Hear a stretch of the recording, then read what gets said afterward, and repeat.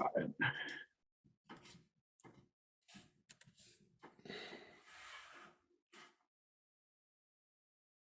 Let's see. Supposedly, we are live on YouTube.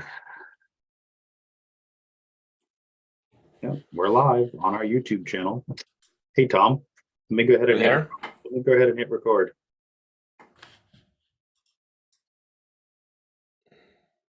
Yeah, live on our YouTube channel. So, yay. Hey, good afternoon, everybody. Welcome to Compliance Risk. Hey, Tom, on our YouTube channel. How are you today? Good. I think we have a little feedback on something. Yeah, I just go ahead and move some of that sound happening over there. So, yeah, we're up. We're on. How are you? Good. I think we have some attendees here, so time to get started. Really excited about this one. FTC safeguards, definitely top of mind in the coming months. Yeah, a few people popping in here. How's your Friday? How's your week been so far? Pretty good, pretty good. We've been, you and I have been working hard on Polygon and getting the word out there about what we do for, compliance management and helping out MSPs, and really looking forward to carrying the message to them about all the things that not only compliance risk does, but just educating on the space of compliance. I know, Tim, you have a lot of experience in this and a lot to share. Yeah, I do. I'm just getting up a little bit of, it seems that the LinkedIn feed isn't working, but the YouTube one is working. So, hey, if you're here, if you're seeing this, hopefully on LinkedIn, you can watch us live on YouTube. So, little housekeeping, little kind of getting this stuff together. But yeah, thanks for joining. Hey, Chris, how are you? See you over there in chat. Q&A is open. If you had any questions along the way, feel free to pop them in the Q&A. Chat is open, but chat tends to only work for the host people. So, Chris, good to see you. Thanks for popping in over here. Yeah, Tom, there's been a lot of chatter about the FTC stuff, and I kind of like to take a little bit of a history lesson about where we got, how we got from where we are today. GLBC, for example, is kind of where this whole thing sort of started, right? So back in 1999, right? The FTC put together the Graham Leach Beckham, I always say it wrong, GLBC Act back then. And the whole thing was all around protecting consumer privacy, right? All around, stuff getting thrown out there, and, credit card hacks and, ATM breaches and all that kind of stuff. And so the FTC recognized way back then that this was an area of concern. And so they created that initial act back in 1999. Fast forward, here we are in 2023. A lot has changed, both in the technology space, but also in the risk and in the consumer space. We've seen lots of breaches happen. Credit card companies, financial data and financial information, getting, quote unquote, breached or stolen from the end user and the consumers. And they realized that the act that they created back in 1999 wasn't sort of up to today's standards, up to today's threats. And so, they redid this whole FTC specifically around, financial information. So yeah, it's here. It's what, 17 years in the making and upgrading them? No, even more than that, right? So it's been a while, and yeah, here we are with new rules and new regulations going in effect in June. Now, Tim, we know there's already been like a delay once. Maybe you could speak to that and kind of what's going on here behind the scenes we need to be aware of. Yeah, the delay is interesting. Like, do we ever really know the root cause of why things were delayed? I mean, let's think about us, the government. Things get delayed, things move slowly. I mean, it's taken them from 1999 to 2023 to even get to a revision, right? But the real meat of this is because it's here, right? I don't want to talk a lot too much about why it was delayed. It was supposed to come out in what, December, if my memory serves me right. But it doesn't matter. It's here now, right? And it is going to start to affect small businesses and will start to affect the businesses that MSPs support, right? Seeing a few more people pop in. Jonathan, Mark, Brian, how y'all doing? Chat's open, Q&A is open. Feel free to, add any questions as we kind of go along here. So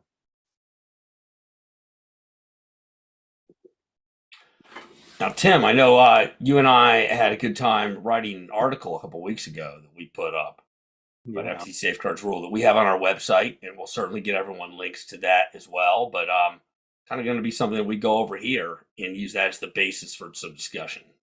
Yeah, let me go ahead and pull that up for us, just so we have reference to it, right? So we can certainly point it out, and people in the both the live stream and here on Zoom. Let me just go ahead, pull that up, share the screen real quick, and we can kind of dive into a little bit some of the things that we kind of fleshed out here. All right, so let's go over here and share, and give me a thumbs up if you can see my screen. Brian, Chris, Jonathan, Mark, give me the little thumbs up. Make sure we can all see that, right? Awesome.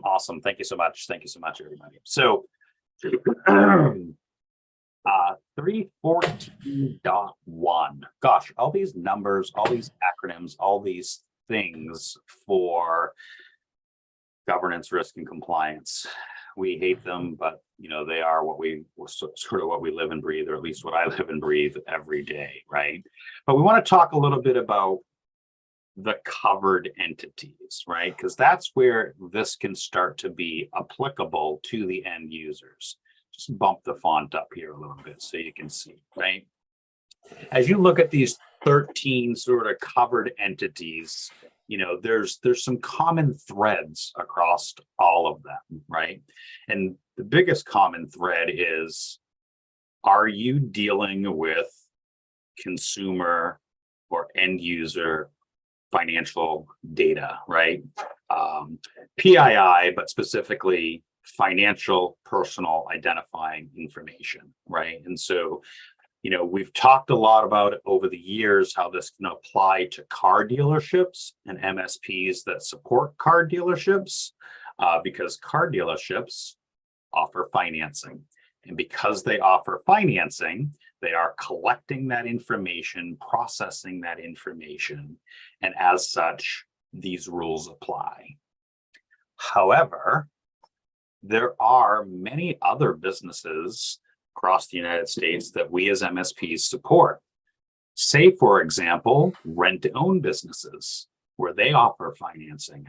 I always love to use the Bob's Discount Furniture, where they offer financing for your furniture. There's a lot of organizations that collect, process, store, and handle financial personal identifying information. And because of that, they fall into these what's called covered entities. Accountants. You can read the list here. Think of it in short. If you process, store, or deal with financial private information, PII, most likely this stuff will apply, right? Even you as an MSP, if you're offering financing for hardware, even if you're doing it through a third party and you are collecting that financial information, this would apply to your MSP as well. Yeah, so like if a car dealership is using GMAC, but they are still going to be handling, all the input of information and taking the information from the customer. So they now are subject. They are. Like every one of these notices that come out and every one of these safeguard things that come out, not just from Safeguard, but, you start to get into like the meat of the actual laws, the section 16 and so on and so forth, and you start to read through some of this, it can get a little scary on how we interpret that. So yeah, a good rule of thumb is we as MSPs want to build defense responsibility in our business and in our client's business. So even if it doesn't specifically apply, you should be doing work to protect yourself and protect your clients and protect their end customers at the end of the day. Let's just look over here. Brian popped something in chat. I've been floored by how many CPA firms don't know anything about this or care. Yeah, great question, Brian. Great question. So it's tax season. We all know that, right? We're all dealing with our taxes. Like further down the year, June, July, August, when it's not so much tax season, there's a really good opportunity for us as MSPs to have these conversations with our CPA clients, right? Scare tactic is a really great word that you put in chat there, Brian. Thank you for that. So it's not even really a scare tactic because there are, let me just go back over here to sharing. There are actual risks associated with not being in compliant, quote, quote, with these rules, right? I have here, and we'll put these links up on the website and in the YouTube stream after, but there are penalties. Like there are grave penalties that can happen, right? And, that was part of the reason why they changed from the 1999 Act to now is because there was no real accountability. There was no real teeth to what existed. And now there is. Now there's a $46,000 per day per violation. $46,000. Like there is civil actions that the FTC can fine you on. Like that's real money, folks, right? And there's even, it even goes up further, all the way up to $1.3 million, right? Or more. I know that one is specifically for the energy, but there are actual teeth to this, right? Civil penalties along the way. So yeah, Brian, like it's not necessarily a scare tactic. Like this is reality. If you don't do this and you're breached or somebody reports you, you can start facing some serious fines and some serious violations. And Tim, can you go into a little more about what makes accountants in particular, subject to this rule? Yeah, that's a good point, right? So why does this apply to a CPA? Well, they're collecting personal financial information about their end consumer, right? About their customers, right? From their tax, all their tax information, even their, the businesses that they work with, all their tax information, social security numbers, all of that stuff, right? And this act is to protect that stuff, right? To protect, safeguarding. That's why safeguarding is in the name, right? It's to safeguard that information so that it doesn't wind up on the dark web. It doesn't wind up, in fraudulent places, and it doesn't wind up, taking my credit card and having somebody else use it and fraud and all that fun stuff. So yeah, CPAs, you're collecting the data. This stuff can apply. And the ruling is to protect the end consumer and their data. Yeah, Brian, a few CPA, they're going to need to be made example of, right? And so that goes into kind of where I wanted to go a little bit with this in some point. Let me go back over here, right? So I'm going to kind of bump this up, right? So they've done this, yes, to promote competition, but to protect and educate the consumers, blah, blah, blah, blah, blah, and report scams, report fraud, bad business practices, right? There is a reporting mechanism for end users to actually report this stuff. Tom and I talked a little bit about this the other day, like, great, there's this new law, there's this new act, there's this new ruling in place, but how are they going to know? They're going to know. How are they going to know? They're going to know, right? Because things like the Whistleblowers Act, things like the report fraud, right? Things like end users having their data perforated across the internet, stolen, taken, and so on and so forth. There are mechanisms for these things to be reported, right? And it's just not like the FTC is going to hunt you down. There are plenty of other vehicles for people to report these breaches and to report these things, to get on their radar, right? So, oh yeah, Mark, good question. Will they be performing random audits on new covered entity? Yeah, that's a really good question. So things like whistleblower is one way for them to find out, but are they going to internally, as the FTC, create a piece of their organization where they're going to start auditing people? Maybe.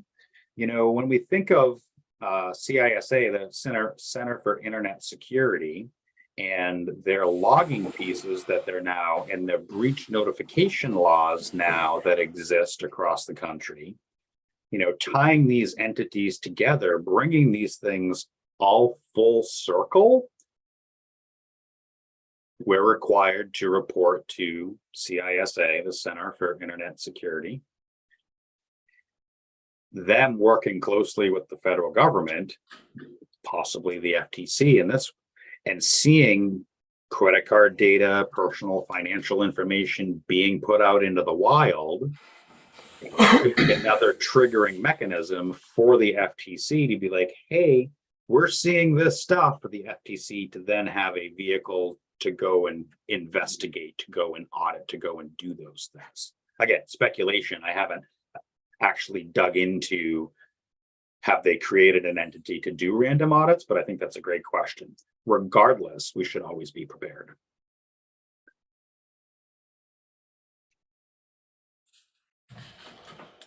So Tim, I think what comes to mind now is, we know what the rule, kind of what it's looking for, what you need to be worried about, trouble you can get into, some of the covered entities. I started thinking as an MSP, and we have in our document here too, this article of what does an MSP need to document? What does that look like?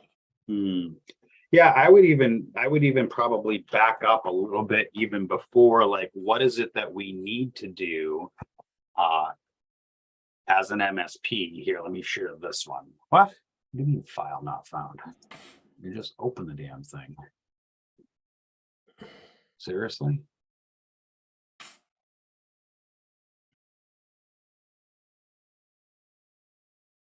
There we go. All right. Love the PDF readers, right? So let me give a quick thumbs up that you can all see the PDF. Good. So yes, documentation is very important. We'll get into that in a minute, but let's talk about some of the first initial key things that MSPs can do for themselves and their clients, right? And the first part of that is designating a qualified individual responsible for overseeing and implementing this, right? Very first bullet. Find a human, right? We always talk about people, process, policy, people, process, technology. And the very first bullet of this thing is find the human, right? Make this a little bit bigger because I got old eyeballs. Find a human responsible. So working with, let's say, the car dealership, most likely that could be the CFO, the head of financing, maybe the GM, right? Working with even internally, identifying your own individual champion, your own individual person responsible for it. So first and foremost, find a human, designate that human, and make sure that that human is qualified as an employee, affiliate, or service provider, MSP, right, to the extent required of the rest of the bullets. So that's the first part. From there, developing an information security program, risk assessments, which hopefully many of your MSPs are already doing, right? Doing those risk analysis, doing those risk assessments, and defining that risk assessment program, and defining how you're going to do that, when you're going to do that, protecting the confidentiality, integrity, and availability of that information, developing a risk assessment, periodically performing the risk assessment, right? And then designing the controls through that risk assessment, identifying where the data is, identifying the devices, ensuring encryption. Secure development practices probably won't apply, obviously, because you're not writing software, but this is the vendor due diligence part, right? Working through your vendor due diligence to make sure that they are doing good development practices. And that's a whole nother webinar that we could probably do later on down the road. Oh, look, implementing multi-factor. How many years, Tom, have we been talking about MFA? Long time. Right. And then the one that was always near and dear to our heart is implement policies, procedures, and controls to log stuff and do stuff and test stuff and so on and so on and so on and so on, and implementing these things. And so this is where compliance risk and Polygon can really help you as the MSP, right? And how we can help you with that process, right? Oh, let me go back to sharing this screen. So what is it? So we've determined, number one, find the human, right? The person responsible according to the document. Number two, define the process, right? In implementing a risk program, defining what that looks like, the cadence of what that looks like. And then thirdly, document this stuff, right? And there's, a series of documents that you should be providing your clients. And providing the documents is one thing, but governing these things is really the bigger piece. Sure, we can Google all over the internet, grab templates all over the internet, copy pasta company name, and think like, hey, I have a template, I copy paste the company name, I'm done here. But that's not really a governed process. Remember in the second step, we talked about having a risk program, having a process in place. These documents need to be governed, right? They need to be aligned to the business practices in place. They need to be signed off and authorized by the companies in which you're supporting, right? That CFO, that head of finance, that GM at the car dealership needs to be able to understand what these documents are, how they're applicable to their business, and give the thumbs up. Sign off. Yes, this is our acceptable use policy. And then obviously training end users, right? What good's an AUP? What good's security? What good is all of these documents if you don't get the end users to adopt these documents? And by the way, that's where Polygon comes in. We can help you automate all of that stuff. What do you need to document? It's here on screen. We'll drop the link in chat. I'm not going to read them off to you and insult your intelligence. But a lot of these things you may already have that you're building. No, I thought I saw Team Tim on here, but it looks like he had to bounce. So we started with the people, identifying the human, the person responsible, the process, right? The risk frameworks, how you're going to do these things, how you're going to conduct the risk assessments, and the policy, the documentation that needs to back up everything that you're doing for your clients. People, process, policy, as we always talk about.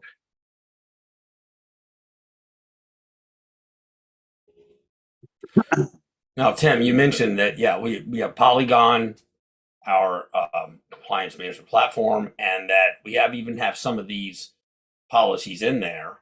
Mm-hmm. But then, putting these together and managing them is so important, because at some point you need to be prepared that someone's going to show up and say, we need to see these. And I think that's really what we're getting to here, and what the MSPs need to know about when they're helping their clients secure against that. Yeah, change management is, we talk a little bit about that in the MSP space when we talk about, there's great tools to manage endpoint change management, firewall like the ones and zeros of change management, that from a technical perspective, MSPs are pretty good at doing that. The document control change management, we kind of all tend to fall short, right? And so it's kind of a shift in the mindset of the MSP of, hey, we need to be looking at these things, these policies, these procedures, these standards, these rules in which we want to live by and can help operationalize and standardize our business. But they should be reviewed and updated regularly. I mean, Tom, you've heard me say this a zillion times. I talked to a company not too long ago. They haven't updated their employee handbook in 14 years. Like, that's just ridiculous, right? So yeah, having that change management, having that governance, having that ability in place is going to be helpful.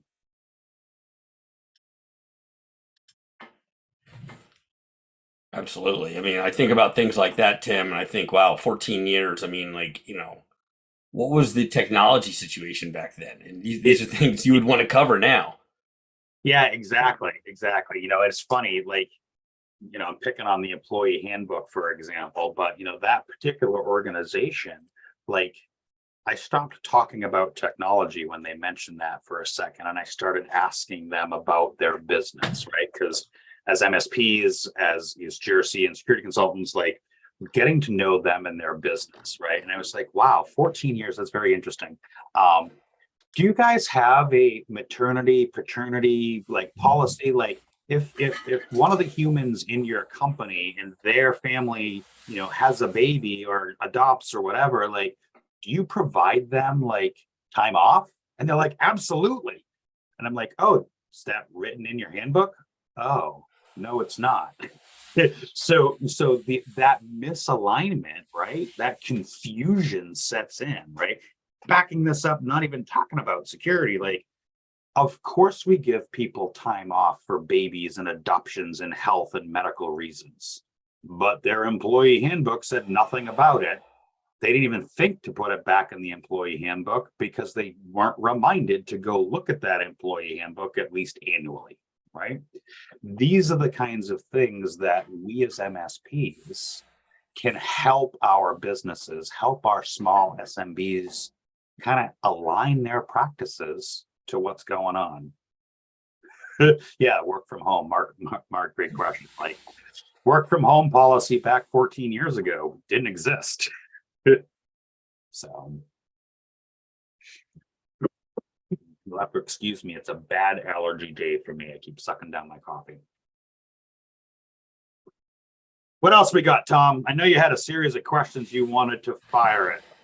Well, I think one of the things I like to think about from this perspective of I'm a former MSP owner, Tim, you have an MSP currently, is, there's opportunity here as well. Absolutely. I mean, and what's great about this is that you're securing by following these FTC safeguards with the client that has to abide by them. You're also securing them in a number of other ways too, because these documents don't just have to do with the FTC. These have to do with a variety of security protocols and things that you need to be doing anyways in a lot of organizations. So there's an opportunity here for MSPs to go and talk to their clients about this, what this safeguards rule means, what it means in terms of abiding by that rule, but also how it's going to secure them. I see it right here: access control policies and procedures, the privacy and confidentiality policy. You start establishing policies in their organization that are going to help them protect themselves and data, and you can be a part of that. Things makes me think about things like, you can sell them, consulting services. You can roll this into a compliance as a service offering your managed service agreements. You can tell them consulting hours. You can help them with templates and getting those set up and policies in place. I mean, let's face it. So yes, there's this ruling in place. Yes, this thing applies to various business types, maybe even my MSP. But at the end of the day, some of this stuff is beating the old drum, right? When we talk about cyber liability insurance, they are asking for security awareness training.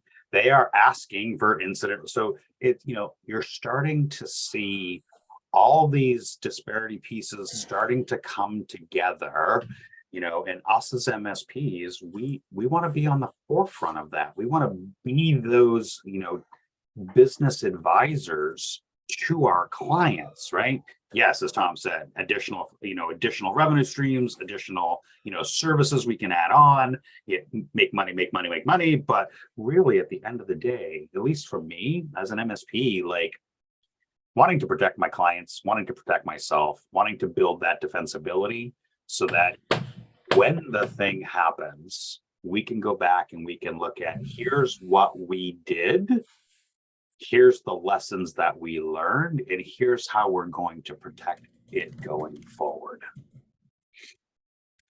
Some of these documents you're probably already doing because insurance is asking for them. Excuse me. So, where do we go from here, right? From here, having the conversations with our client, talking to them about this thing is here, June is right around the corner, beginning to, bake these things as part of our technical business review, our quarterly business review, and sort of bringing that forward. Just going to kind of poke over at the audience real quick. Brian, John, Mark, anybody else? Do y'all have any more questions? We kind of want to, just give a really high level right now of kind of what you can do and how you can, start doing this. We don't want to take a full hour up. We just wanted to give an opportunity to start this conversation with you all. We can go over and see if there's any more questions in chat. Not there. All right. So we'll leave you with this, right? Number one, start having these conversations with your clients if you haven't already. There'll be a 5 or 7 tips sheet on our website at compliancerisk.io where you can start having these conversations. Number 2, identify the human both in your organization and your clients who's going to be responsible. Number 3, develop a plan, develop a risk assessment. You need help with that, you can reach out to us. And number 4, start getting your policies and procedures governed appropriately. Polygon can help you with that. And with that, I think we're going to start to wrap this up. Tom, do you have anything else? Yeah, I think, and consider, about a compliance as a service offering your MSP. And that's something you can develop over time, but look at it as there are a lot more regulations like this coming. Your clients are going to be asking you about incident response plans. They're going to be asking you about what they're subject to. It's an opportunity to secure them. It's an opportunity to monetize it. But think about what that looks like. And to me, it starts to look like consulting hours to help them put the policies in place and to educate them. To me, it looks like looking at tools like Polygon. And we encourage you all to reach out to us and take a look at it because you can manage your policies within the platform. Gives you a place to do that, gets away from the Dropbox and OneDrive and the lack of version control and the ability to sign off. And think about in a managed service agreement that you could offer in there. Maybe we're 2 policies per month that you put in place for a client and you manage for them. And these are also very sticky things, Tim. When I think about managing policies for a client, there's a lot of stickiness to that in keeping them with your services and increasing the spend. Mm-hmm. Mm-hmm. Yeah, I mean, obviously we want you to be able to be successful. We want that stickiness, right? You don't have to, and in our peer group, we talk about this stuff a lot, right? Yes, we have a peer group, bring your whole MSP, but we talk a lot about nobody expects you to start today and be compliant tomorrow. Tom and I talk a lot about this compliance journey that we are all on, right? Start someplace, start somewhere, right? Start at least having these conversations with your clients.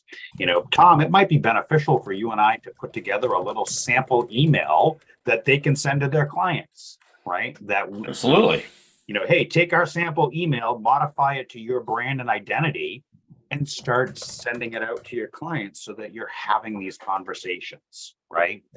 The stuff is here. It's happening now. It's not coming anymore. It's in our face, you know, and I think for us as MSPs, start to have the conversations, even if that's just an email, you know, and begin to, you know, build that defensibility in your clients. Well said. Well, you know, Tom, yes, we were slotted for an hour. We kind of blew through this really quickly. Brian, Chris, Jonathan, Mark, Thomas, all of you, thank you for joining. You know, would love some comments or feedbacks on LinkedIn, questions, comments, whatever. Follow us at compliancerisk.io. Check us out on YouTube, compliancerisk.io/YouTube. /LinkedIn, all the socials, we're out there. Do the like, subscribe, fun stuff. And thank you so much for attending. Stay tuned. We'll have another one of these coming up in roughly 2 weeks. And if you follow us on LinkedIn, you'll see us over there. So thank you so much, everybody, for the time, and have a great weekend. Thanks, everyone.